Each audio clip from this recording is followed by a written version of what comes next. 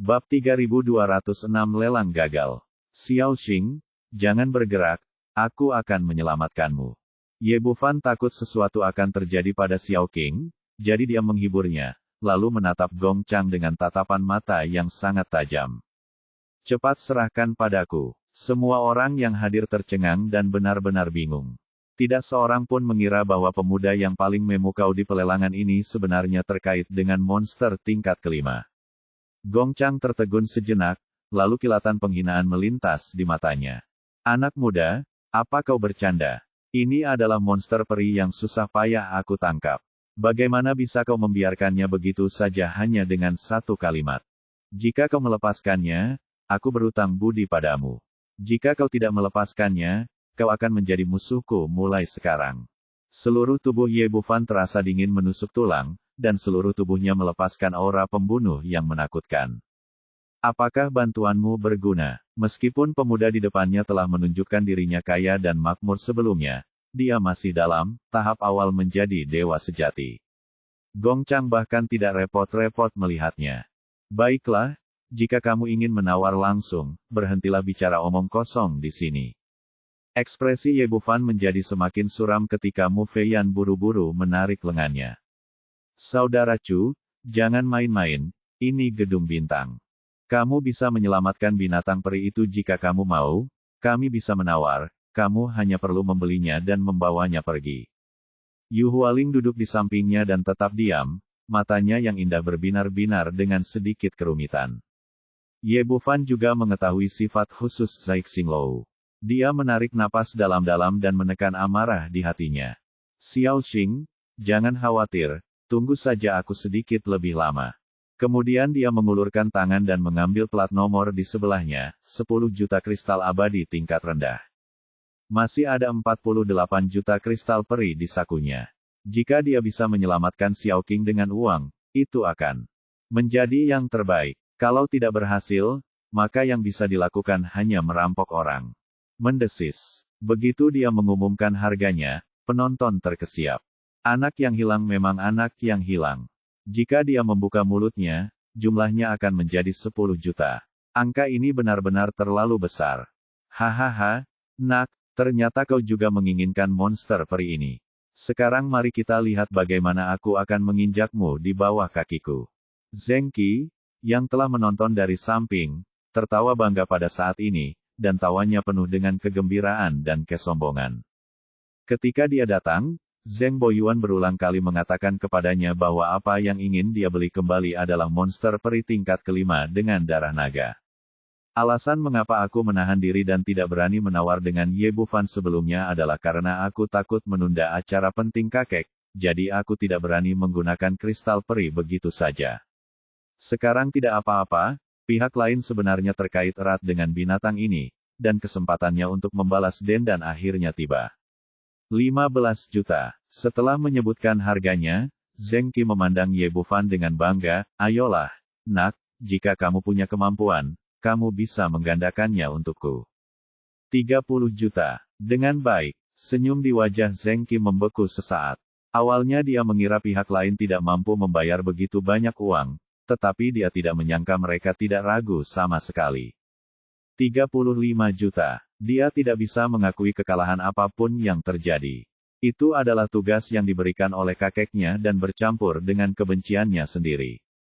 40 juta. Hampir segera setelah dia selesai berbicara, Ye Bufan mengungkapkan nomor berikutnya. Berapa banyak uang yang dimiliki pemuda ini? Apakah orang ini gila? Dia benar-benar menghabiskan begitu banyak uang untuk monster peri. Semua orang yang hadir banyak berbicara, berdiri di dekatnya sambil memakan melon dan menonton pertunjukan, menunggu hasil akhir. Gong Chang sangat senang hingga matanya menyipit menjadi garis lurus. Awalnya dia mengira menjual monster peri ini seharga 18 juta sudah akan menjadi keuntungan besar.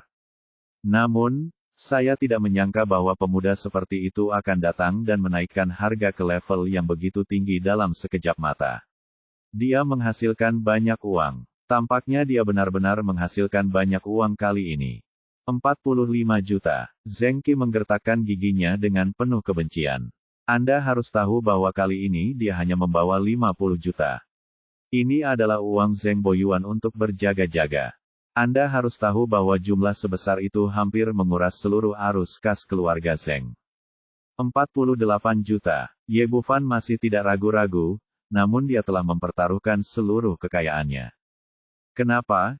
Kamu baru nambah segini. Hahaha, nak, kamu kehabisan uang.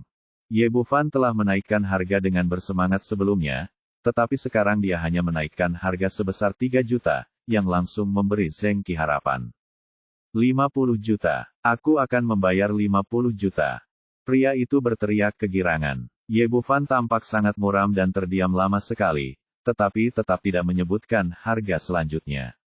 Jika dia terus menaikkan harga, dia tidak akan dapat memproduksi begitu banyak kristal abadi tingkat rendah, dan dia akan menghadapi kesalahan dari Star Reaching Tower. Jelas tidak bijaksana dalam situasi ini. Tidak peduli siapa musuhmu sekarang, kuncinya adalah lebih percaya diri dalam menyelamatkan Xiao Qing. Hahaha, apa kau sudah menyerah? Apa kau sudah kehabisan uang? Jika kau melawanku, kau akan kalah pada akhirnya. Zheng Qi kembali tertawa angkuh, tertawa sangat bebas dan tanpa rasa takut. Ye Bufan memasang ekspresi lesu, menundukkan kepala, dan mengepalkan tangannya, seolah telah mengakui kegagalan ini. Zheng Qi berteriak ke panggung. Apa yang kalian tunggu? Cepat umumkan hasilnya, aku tidak sabar. Lagi, semua orang di sekitar tercengang. 50 juta. Semua orang di sekitar tercengang. 50 juta kristal abadi tingkat rendah. Banyak orang belum pernah mendengar angka ini dalam hidup mereka. Bahkan di Star Reaching Tower, jarang sekali terlihat gerakan semegah itu. Juru lelang yang cantik itu tidak ragu-ragu, dan bahkan tidak mau repot-repot mengikuti prosedur. Dalam kasus ini, tidak mungkin ada yang membayar harga lebih tinggi, jadi dia langsung mengayunkan palu lelang di tangannya. Seperti kata pepatah, Zheng Qi akhirnya memenangkan putaran penawaran ini. Dia membayar 50 juta kristal abadi dan kemudian menatap sangkar besi di atas kepalanya. Setelah mengumpulkan uang dan mengirimkan barang, pintu kandang besi itu perlahan terbuka. Zheng Qi melirik Xiao Xing, lalu menatap Ye Bufan yang tampak sedih. Wah, aku bisa melihat bahwa hubunganmu dengan monster peri ini tidak biasa, jadi aku akan memberitahumu kabar baik. Tahukah kamu mengapa kakekku menghabiskan begitu banyak uang untuk menemukan monster peri berdarah naga? Karena dia ingin memurnikan ramuan itu, dia membutuhkan jiwa monster abadi dengan darah naga. Setelah aku membawanya kembali, pertama-tama aku akan mengekstrak jiwanya, lalu mengupas kulitnya, menarik urat-uratnya, dan memurnikan tulang-tulangnya. Pada akhirnya, tidak akan ada secuil pun daging dan darah yang tersisa. Bagaimana? Kedengarannya menyenangkan bukan? Hahaha. Sebagai putra tertua dari keluarga Zheng, dia selalu bersikap sombong dan mendominasi.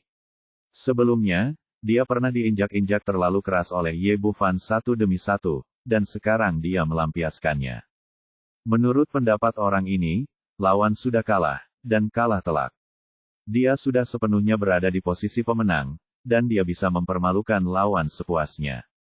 Namun saat ia tengah melampiaskan kekesalannya tanpa rasa bersalah, Ye Bufan yang sedari tadi diam saja, tiba-tiba muncul di hadapannya dan disambut dengan sebuah pukulan. Ah! Zheng Qi sama sekali tidak siap. Dia tidak menyangka bahwa seorang abadi sejati akan berani menyerangnya dan mengabaikan aturan menara pencapaian bintang. Yang paling penting adalah pukulan ini begitu kuat sehingga dia merasakan ancaman kematian. Orang ini tidak peduli saat ini. Dia menggunakan energi abadinya secara ekstrim dan meninjunya. Bab 3207, Membunuh Dewa Abadi yang Agung. Semua orang yang hadir juga kaget dengan tindakan Ye Bufan, tapi tidak ada yang mengambil hati. Seorang True Immortal kecil di tahap awalnya berani menyerang seorang misterius Immortal. Bukankah ini mencari kematian? Termasuk 4 roh agung di belakang Zheng Qi, mereka semua berdiri di sana tanpa bergerak. Meskipun misi mereka adalah untuk melindungi Tuan Muda tertua, pihak lain terlalu lemah untuk menimbulkan ancaman apapun, dan itu tidak sepadan dengan usaha mereka. Hanya Zheng Qi sendiri yang tahu rasa sakitnya. Ye Bufan memberinya tekanan yang belum pernah terjadi sebelumnya, dan kekuatan sejati lawan Ria pasti lebih dari seorang abadi sejati.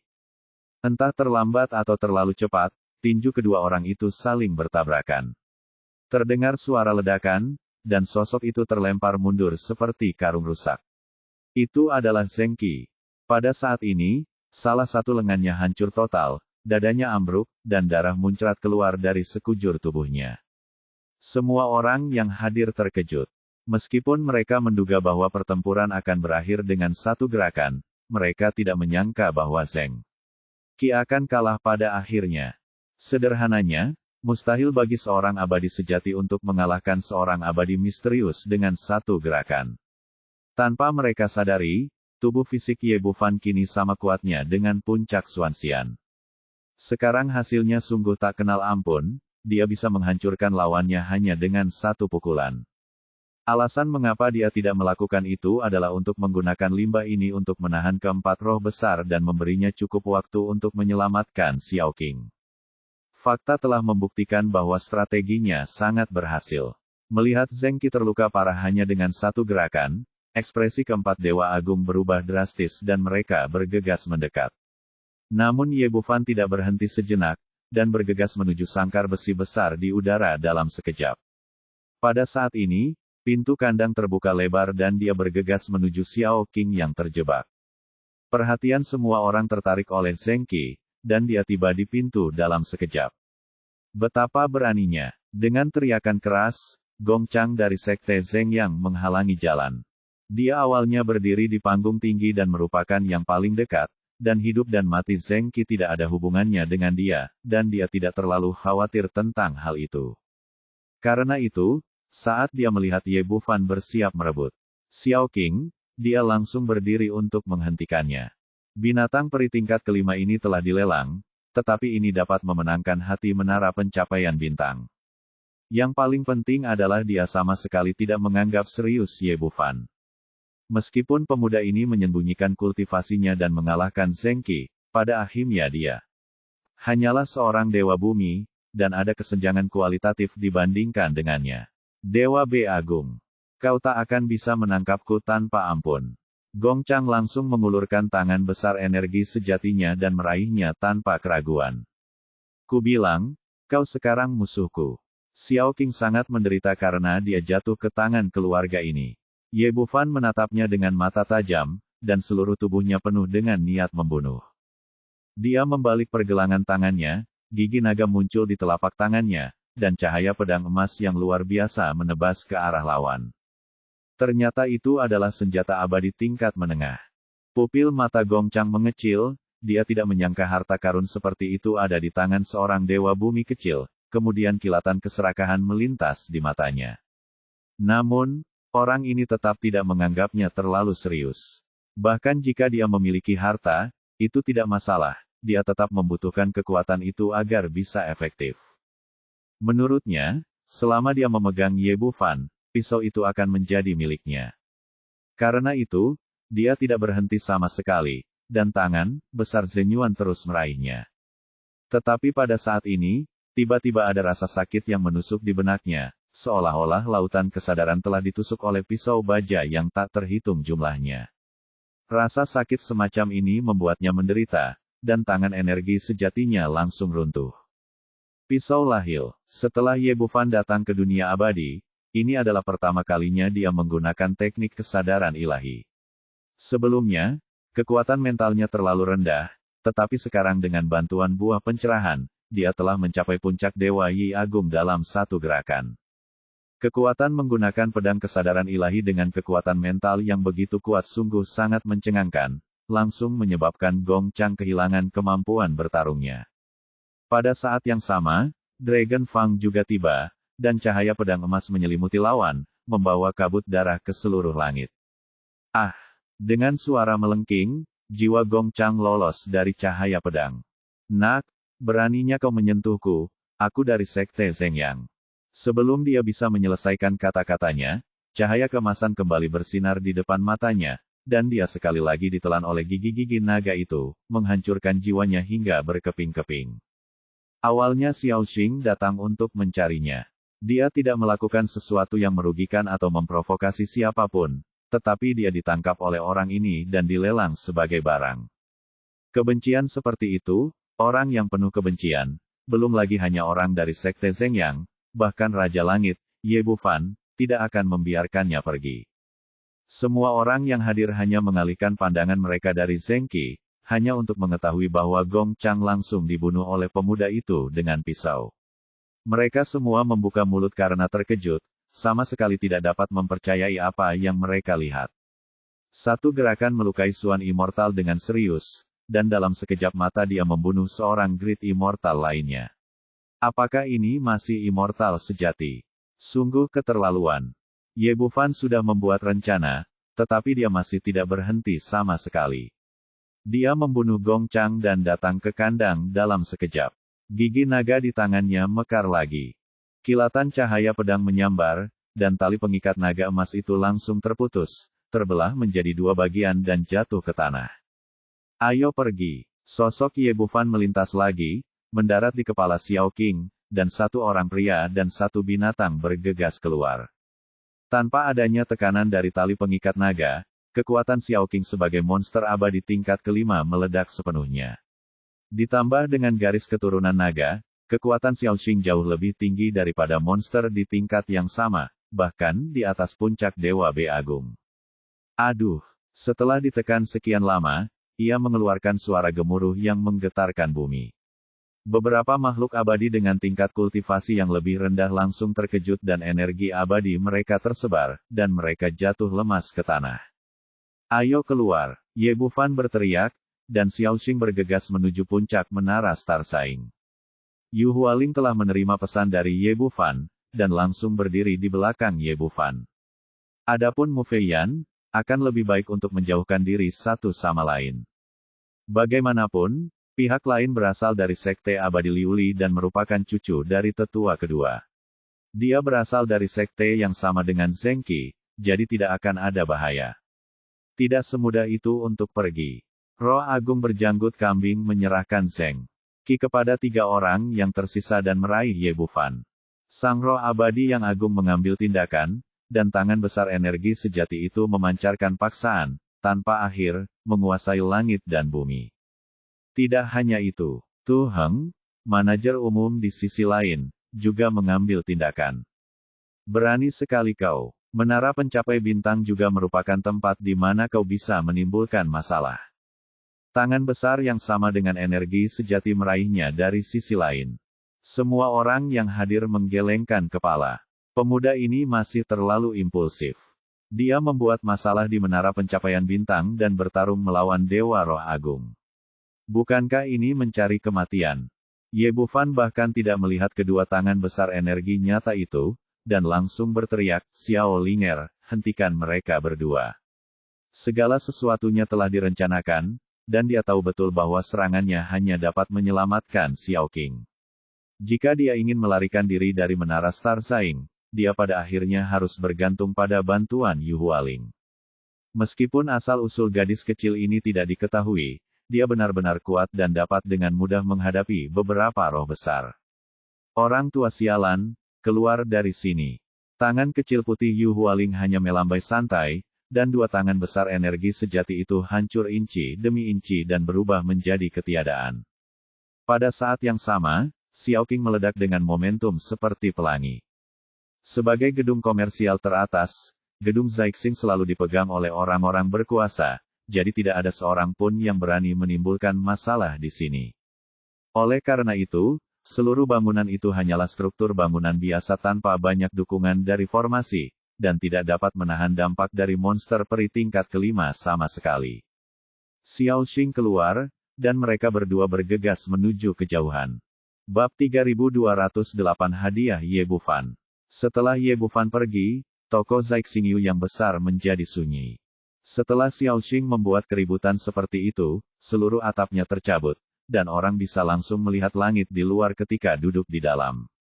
Semua orang tercengang. Ini adalah pertama kalinya seseorang berani membuat masalah di gedung bintang. Yang terpenting adalah si pembuat masalah itu benar-benar melarikan diri. Kepala pelayan Tu Heng melayang di udara dengan ekspresi yang sangat buruk di wajahnya. Dia tidak menyangka bahwa seorang abadi sejati yang kecil bisa memiliki energi yang begitu besar. Dia ragu-ragu lagi dan lagi, tetapi akhirnya tidak memilih untuk melanjutkannya. Pertama-tama, penampilan Yu Hualing barusan terlalu tirani, dan sepertinya tingkat kultivasinya tidak kalah dengan dirinya sama sekali. Kedua, saat ini sedang terjadi kekacauan, dan seseorang harus bertanggung jawab atas menara pencapaian bintang.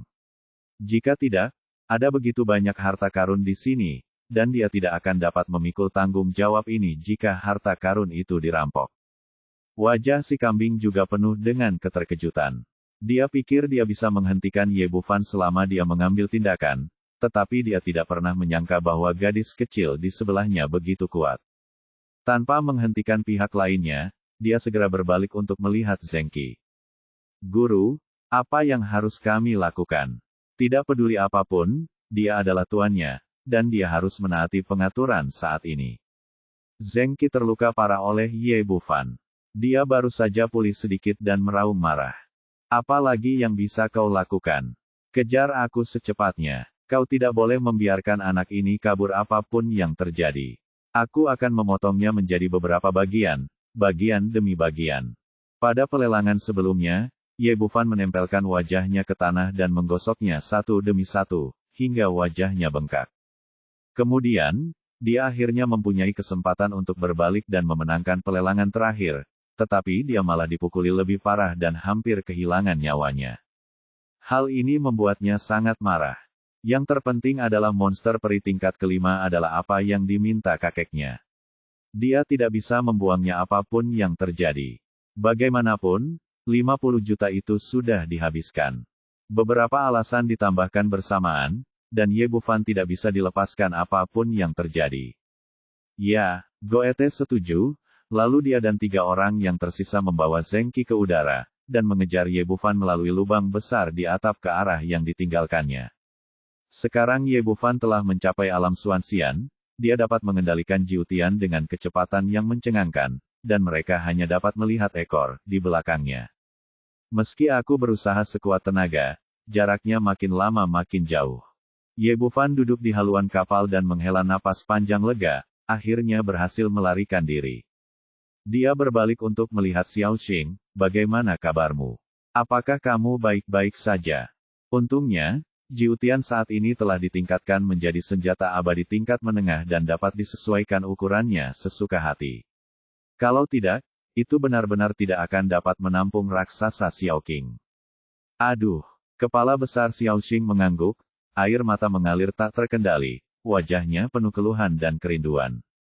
Meskipun sekarang memiliki pemikiran dari dunia bawah, setelah naik, ia ditekan oleh aturan dunia peri, tidak dapat berubah atau berbicara, dan bahkan jika ia memiliki banyak kata, ia tidak dapat berbicara. Jangan khawatir, kamu harus memulihkan diri dulu, dan kita bicarakan nanti. Sambil berbicara, Ye Bufan mengeluarkan 7 atau 8 pil penyembuh dan memasukkannya ke dalam mulut Xiao Xing. Pergilah ke istana Raja Naga untuk berkultivasi terlebih dahulu. Aku akan mengunjungimu nanti.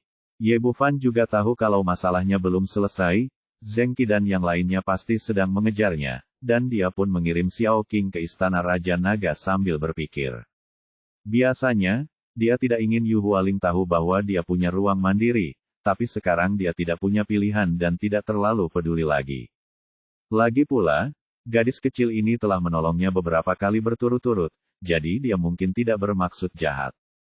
Gadis kecil itu juga duduk di haluan kapal, melihat keluar, tampaknya tidak menyadari hilangnya Xiao Qing atau memperhatikan keberadaannya di luar angkasa. Ye Bufan merasa ada yang tidak beres dan bertanya, ada apa? Apa yang sedang kamu pikirkan? Yu Hualing berbalik, mata ria yang indah bersinar dengan pandangan aneh. Xiao Langjun, apakah kamu tahu apa yang sedang kamu lakukan? Ye Bufan mengangguk, aku tahu. Lalu apakah kamu tahu akibat dari melakukan ini? Yu Hualing berkata, mulai sekarang, kamu akan menghadapi larangan dari seluruh menara pencapaian bintang, dan mereka akan terus memburumu. Selain itu, Sekte Zhengyang dan Sekte Liu Lixian juga meninggalkan kebencian dan dendam yang mendalam. Jika Anda menyinggung kedua sekte besar ini sekaligus, mereka pasti akan membuat Anda dalam masalah. Bagus. Ye Bufan tersenyum dan menggelengkan kepalanya. Dia sekarang menggunakan identitas Chu Xiao dan sama sekali tidak peduli dengan pengejaran Zai Xinglou dan sekte lainnya. Dengan kata lain, bahkan jika pihak lain tahu tentangnya, perilakunya tidak akan berubah. Bagi Xiao Qing, dia bisa membuat musuh semua dewa dan Buddha di langit, belum lagi menara Star Saing dan 2 sekte besar. Tiba-tiba dia teringat sesuatu, maaf, aku melibatkanmu kali ini. Tidak apa-apa. Karena aku bersamamu, aku tidak peduli tentang ini. Yu Hualing menggelengkan kepalanya, ekspresinya lebih serius dari sebelumnya. Aku hanya ingin tahu, apakah benar-benar pantas melakukan ini demi monster peri. Tentu saja itu sepadan. Ye Bufan berkata dengan sungguh-sungguh, di matamu, dia hanyalah monster peri, tapi di mataku, dia adalah temanku, dan dia adalah sahabat yang tak tergantikan. Aku akan melakukan apa saja untuk itu, termasuk mati, dan begitu pula yang akan kulakukan, dan telah melakukannya berkali-kali sebelumnya. Betapapun seriusnya hasil perkara ini, kalau aku punya kesempatan melakukannya lagi, aku tetap tidak akan ragu. Yu Hualing menatapnya dan berkata, jika suatu hari aku tertangkap, apakah kamu akan menyelamatkanku seperti ini? Baiklah, Ye Bufan mengangguk tanpa ragu.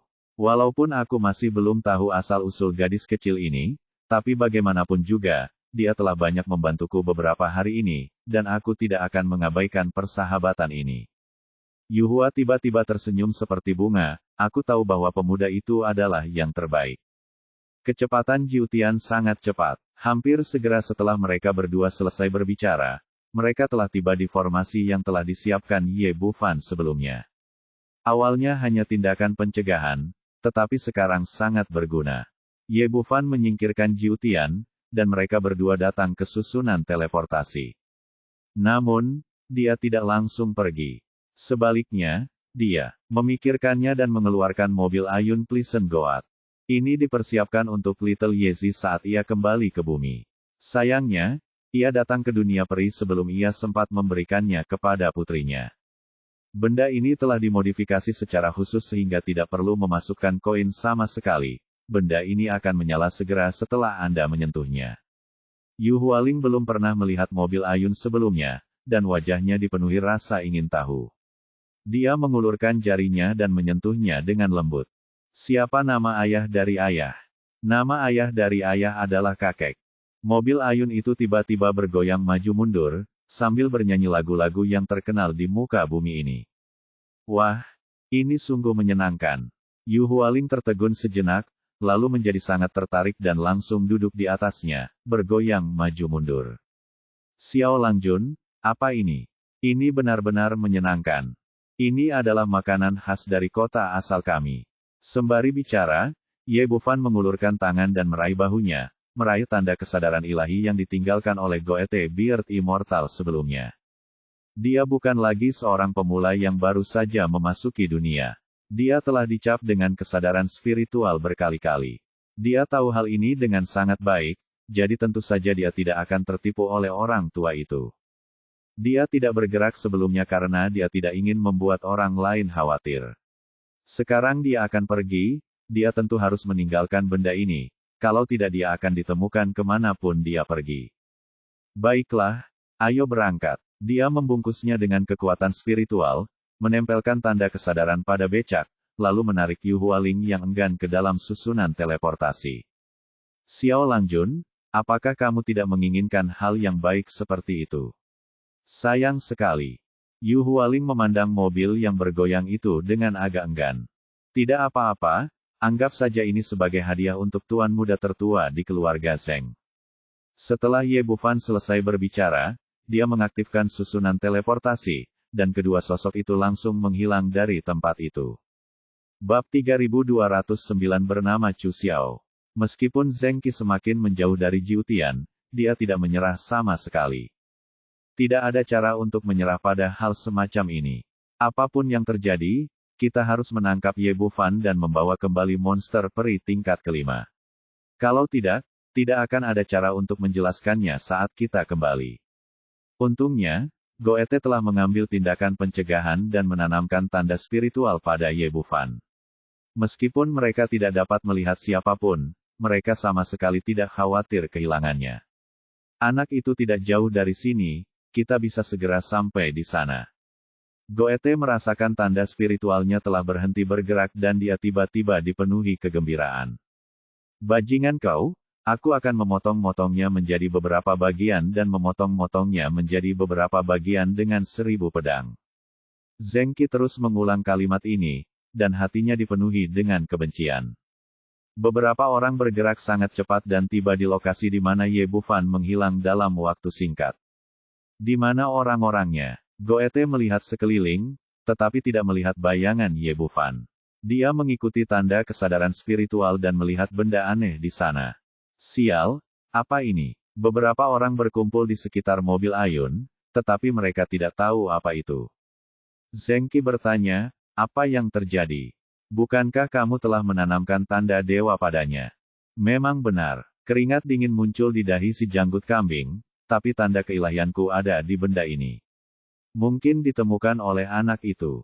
Apa ini? Karena penasaran, peri besar di sebelahnya mengulurkan tangan dan menyentuh kereta Ayun itu dengan lembut, lalu melangkah mundur dengan hati-hati. Siapa nama ayah dari ayah? Nama ayah dari ayah adalah kakek.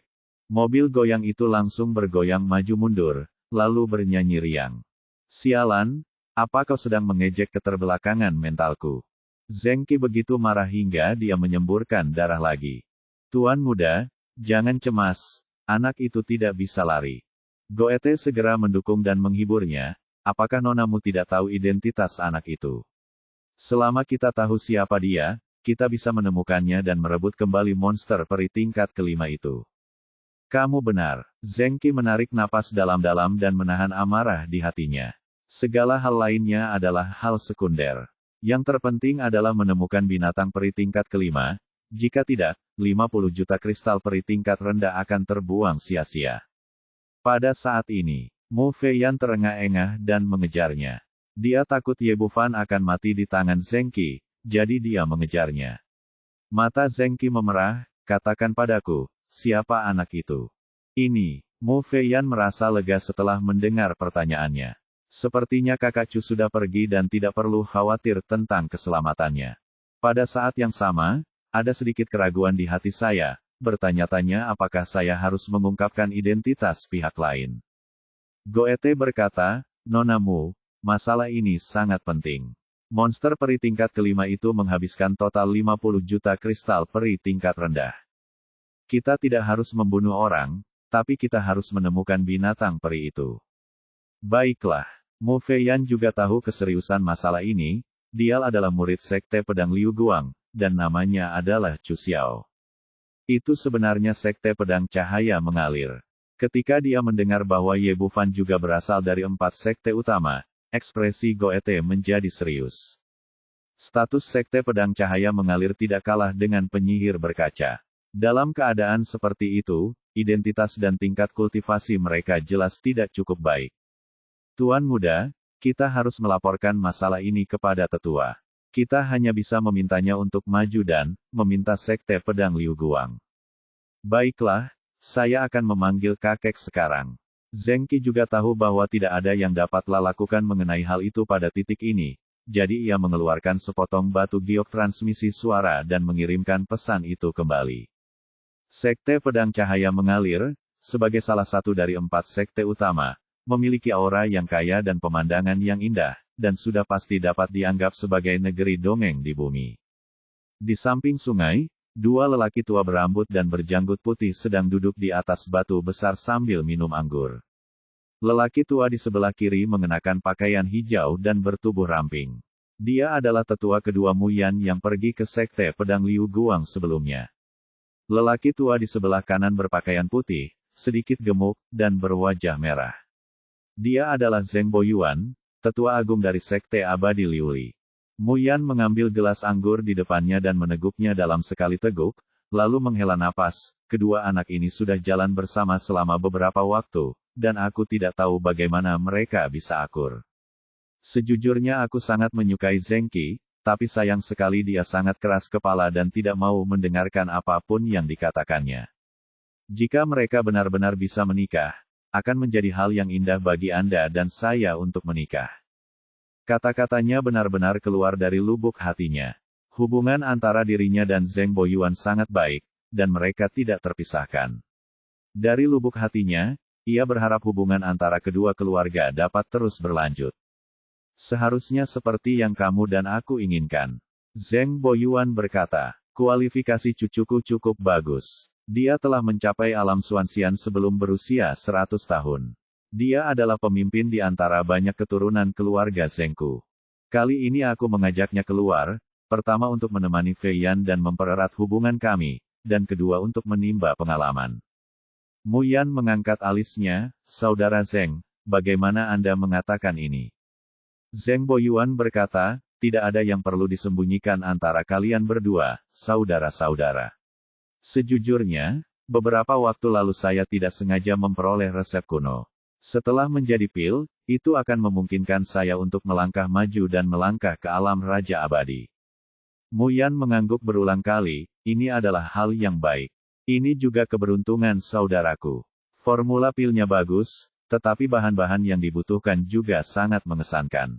Aku sudah mengumpulkan sisanya, dan sekarang aku hanya butuh jiwa monster abadi. Dan syaratnya sangat berat, harus mengandung darah naga.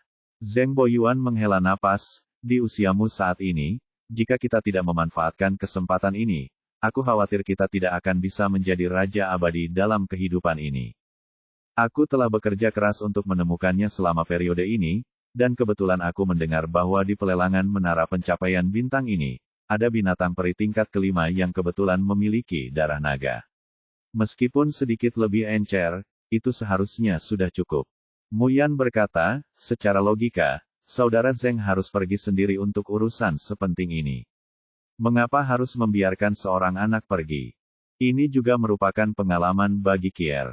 Zheng Boyuan berkata, alasan mengapa saya begitu mementingkan monster peri ini adalah karena saya memiliki ramuan di tangan saya, yang tidak terlalu berharga dibandingkan dengan yang lain, jadi risikonya tidak besar. Selain itu, saya juga mengirim 4 roh agung untuk mengikutinya, jadi seharusnya tidak ada masalah. Tepat saat dia mengatakan ini, tiba-tiba terjadi fluktuasi pada jimat giok komunikasi di sakunya, yang merupakan jejak spiritual cucunya, Zheng Qi. Jika dihitung-hitung, ini pasti akan berhasil. Kier melaporkan kabar baik itu kepadaku. Zheng Boyuan dengan riang mengeluarkan jimat komunikasi giok dan memindainya dengan kesadaran spiritualnya. Kemudian senyum di wajahnya tiba-tiba menegang dan seluruh ekspresinya menjadi sangat suram. Benar-benar keterlaluan. Kakakmu, sepertinya kau dan aku akan pergi ke Sekte Pedang Cahaya Mengalir. Mu Yan tampak terkejut, Sekte Pedang Liu Guang, apa yang terjadi? Binatang peri tingkat kelima yang Kier potret itu sebenarnya telah direnggut oleh seorang murid Sekte Pedang Liu Guang yang bernama Chu Xiao. Zheng Boyuan menjelaskan pesan dari Zheng Qi secara singkat dan padat, dan akhirnya berkata dengan marah, ini benar-benar tidak masuk akal. Aku akan meminta penjelasan sekarang juga. Seorang murid kecil dari Sekte Pedang Liu Guang sama sekali tidak memandang Sekte Abadi berkilau kita. Mu Yan tampak tercengang, Saudara Zheng, apakah kamu yakin nama murid itu adalah Chu Xiao? Bab 3214 Dewa Luo Agung. Zheng Boyuan berkata, iya, Kier berkata dengan jelas, bahwa dia adalah murid luar Sekte Pedang Liu Guang, bernama Chu Xiao, dan dia pernah menjalin hubungan dengan cucu perempuanmu sebelumnya. Mu Yan menggelengkan kepalanya berulang kali, ini tidak mungkin. Chu Xiao itu sudah pernah mati sebelumnya. Aku melihatnya dengan mata kepalaku sendiri, dan kematiannya sangat total. Tidak hanya tubuhnya yang terbunuh, tetapi jiwanya juga musnah sepenuhnya. Apa?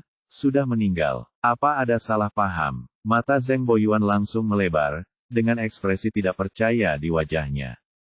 Kier baru saja mengatakan bahwa pria bernama Chu Xiao mencuri monster tingkat kelima yang kita beli dengan 50 juta kristal peri. Dia menjelaskan apa yang terjadi dengan cara yang sederhana, dan Mu Yan mengerutkan kening, jika tebakanku benar, Chu Xiao ini pasti palsu. Dia juga menjelaskan secara singkat apa yang terjadi di Sekte Pedang Cahaya Mengalir sebelumnya. Saya berada di tempat kejadian pada saat itu dan melihatnya dengan mata kepala sendiri. Tidak akan ada kebohongan. Ini, ekspresi Zheng Boyuan menjadi semakin buruk. Karena Mu Yan mengatakan bahwa Chu Xiao sudah mati, dia benar-benar sudah mati. Tidak ada yang bisa berbohong di bawah mata Dewa Luo yang agung. Setelah ragu-ragu sejenak, dia mengeluarkan jimat komunikasi giok dan mengirim pesan. Zheng Qi menyampaikan berita itu kembali ke sekte, dan dia hanya menghela napas lega. Menurutnya, selama kakek mengambil tindakan dan menemukan asal-usul anak itu, dia pasti bisa mendapatkan kembali monster tingkat kelima, dan pada saat yang sama, dia bisa membalas dendam untuk dirinya sendiri. Tetapi sebelum beberapa orang bisa pergi, berita tentang Zheng Boyuan kembali muncul. Zheng Qi mengeluarkan jimat giok transmisi suara, dan ekspresinya berubah drastis setelah membacanya. Goethe bertanya dengan gugup, apa yang dikatakan orang tua itu? Tatapan mata Zheng Qi kosong, seakan-akan dia telah kehilangan jiwanya. Kakek berkata bahwa Chu Xiao itu bohong, dia sebenarnya sudah lama meninggal. Kita harus menemukan orang itu kembali, kalau tidak dia tidak akan diizinkan kembali ke sekte itu. Pada saat ini, beberapa roh agung yang hadir benar-benar tercengang. Jika Chu Xiao palsu dan sekarang telah melarikan diri tanpa jejak, di mana mereka bisa menemukannya? Kenapa kamu masih berdiri di sana? Cepat carikan untukku. Zheng Qi meraung histeris, kemudian beberapa orang seperti lalat tanpa kepala, mencari kemana-mana, tetapi mereka ditakdirkan untuk tidak menemukan apapun. Ye Bufan dan dua orang lainnya muncul di sisi lain susunan teleportasi. Mereka mengambil kembali bendera formasi dan menghancurkan susunan teleportasi sepenuhnya. Akhirnya selesai. Ye Bufan menarik napas panjang dan tersenyum santai. Dapat dikatakan saya mendapat banyak sekali keuntungan dari keikutsertaan saya dalam lelang kali ini, di luar dugaan saya sama sekali. Dia tidak hanya menemukan Lei Jixi, tetapi dia juga mendapatkan buah pencerahan, dan yang terpenting, dia menyelamatkan Xiao Qing yang terluka. Kalau saja dia tidak ikut serta dalam pelelangan ini, gadis kecil itu pasti sudah jatuh ke tangan orang lain. Memikirkannya saja saya sudah merasa takut. Dia mengangkat tangannya untuk menghapus penyamaran di wajahnya, lalu mengeluarkan pakaiannya dan mengenakannya, sepenuhnya menghilangkan citra Chu Xiao. Menurutnya, semuanya sudah menjadi masa lalu. Tidak peduli apakah itu Menara Zaixing atau Sekte Abadi Liuli, tidak ada yang bisa menemukannya. Bagaimanapun, Chu Xiao sudah mati sebelumnya. Namun pada saat ini, terdengar suara yang mirip dengan suara Drake dari samping. Si kecil, tidakkah kau merasa merepotkan untuk terus berubah seperti ini? Ye Bufan sangat ketakutan hingga seluruh tubuhnya gemetar dan mendongak. Tanpa diduga, 4 pria berpakaian hitam muncul di sekelilingnya, mengelilinginya. Orang-orang ini ditutupi dari kepala sampai kaki, jelas tidak ingin mengungkapkan identitas asli mereka. Namun Ye Bufan dapat mengetahui dari auranya bahwa mereka semua adalah kenalan lama, keempat orang yang sama yang telah merampok dan membunuhnya sebelumnya. Namun perbedaannya sekarang adalah ia tak lagi mendapat perlindungan dari Gong Sun Wang dan Tai Su Kang, melainkan digantikan oleh Yu Hualing yang sama sekali tidak mengenal kedalaman. Meskipun gadis kecil itu tampil sangat baik sebelumnya, orang-orang yang dihadapinya adalah Dewa Roh Agung dan Dewa Yi Agung. Sekarang mereka berempat adalah Dewa Luo Agung, tampaknya, tidak ada ketegangan lagi. Apa yang harus Ye Bufan lakukan saat otaknya berputar cepat? Jimat pelarian Baili sudah tidak ada di tanganku lagi, dan aku tidak bisa melarikan diri meskipun aku ingin.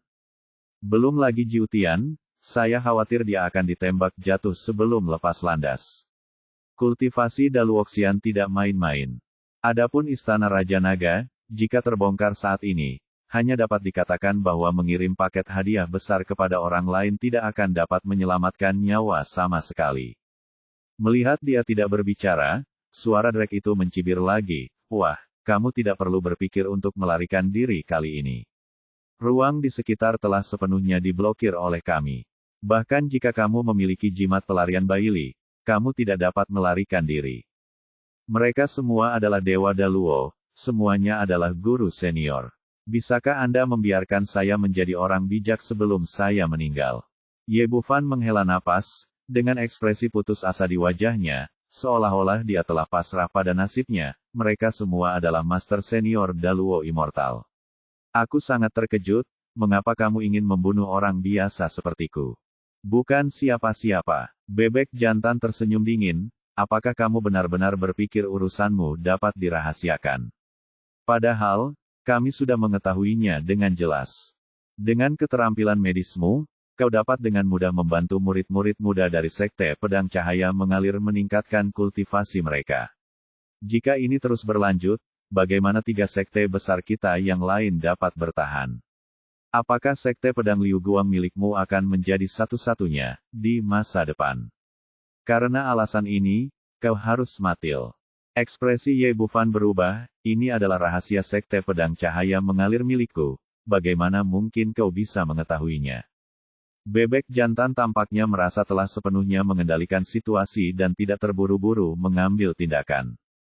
Aneh, bukan? Sekte Pedang Cahaya Mengalir tidak monolitik. Ada banyak orang yang ingin kau mati. Apakah itu Bai Lingpu atau Su Fangkui? Ye Bufan menunjukkan ekspresi kesal di wajahnya. Aku tidak menyangka kedua orang tua ini akan saling memakan satu sama lain dari dalam sampai luar. Kamu memang pintar, tapi orang pintar biasanya tidak berumur panjang. Kamu sebaiknya menjadi orang bodoh saja di kehidupan selanjutnya. Suara bebek jantan berkata sambil mengangkat telapak tangan kanannya dan bersiap mengambil tindakan.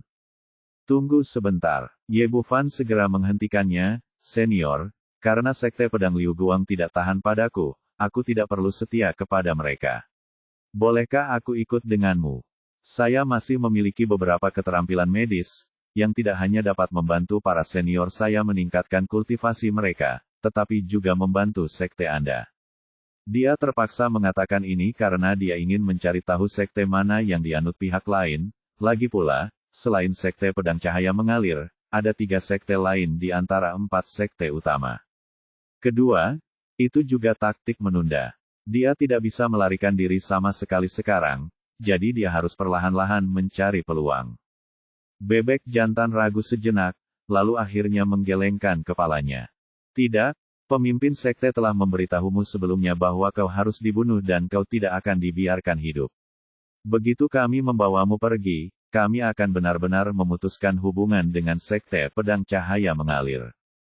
Kalau begitu, izinkan saya menanyakan satu pertanyaan terakhir. Ye Bufan berkata, aku datang ke sini diam-diam, bagaimana kamu menemukanku di sini? Kami juga salah satu dari 4 sekte utama dan memiliki fondasi yang kuat. Bagaimana mungkin kami tidak tahu bahwa Anda datang ke Kekaisaran Kuba Es? Suara Drake itu tiba-tiba terhenti di tengah kalimat, seolah-olah pemuda itu sedang mencoba menipu dirinya sendiri. Meski tidak menceritakan semuanya, Ye Bufan menebak banyak hal. Pihak lain pasti punya informan di Kekaisaran Es. Dia tidak hanya menyampaikan berita itu, tetapi dia juga mengikutinya diam-diam. Hanya dengan cara ini kita dapat selalu berada di depan susunan teleportasi. Sepertinya aku pasti akan mati hari ini. Ye Bufan menghela nafas, senior, bisakah kamu menyetujui permintaan terakhirku dan membiarkanku pergi sebagai teman? Sebenarnya, kami berdua hanya bertemu secara kebetulan dan tidak punya banyak hubungan apapun. Setelah berbicara, dia mengangkat tangannya dan menunjuk Yu Hualing di sampingnya.